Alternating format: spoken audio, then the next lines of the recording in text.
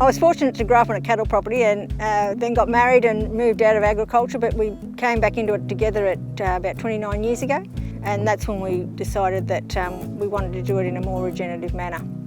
Yeah, we've got 702 hectares here. We live tabulum on the Clarence River. We have about 150 breeders plus calves and replacement heifers and 4 bulls. We've got 320 hectares of trees. We also grow winter fodder crops, and this year we've planted barley. We could see that conventional farming wasn't going to be sustainable, and we really didn't like the inputs we had to put into it with the chemicals and the synthetic fertilisers.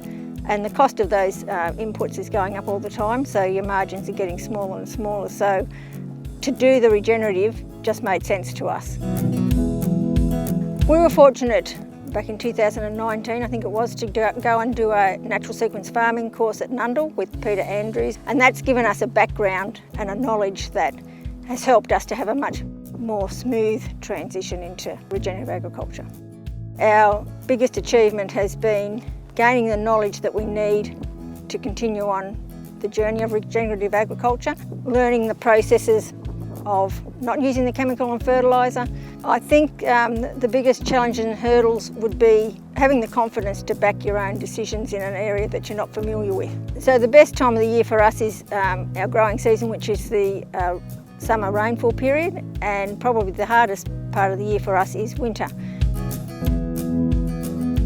I really enjoyed the RAMP program. We had Craig Carter as our mentor, and he was very generous with his knowledge, and having a group of people that you could talk to once a fortnight, which kept you on track.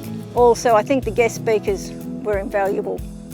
Our goal is to continue with the grazing management and working towards improving the cattle herd, making the country resilient, improving the carbon content of the soil, water retention. I think for anyone who wants to get into the regenerative agriculture area, the really important thing is to do your research, do it, don't jump in boots and all, go slowly, have it as a safe to fail, as we say, and surround yourself with people with knowledge and the same sort of mindset.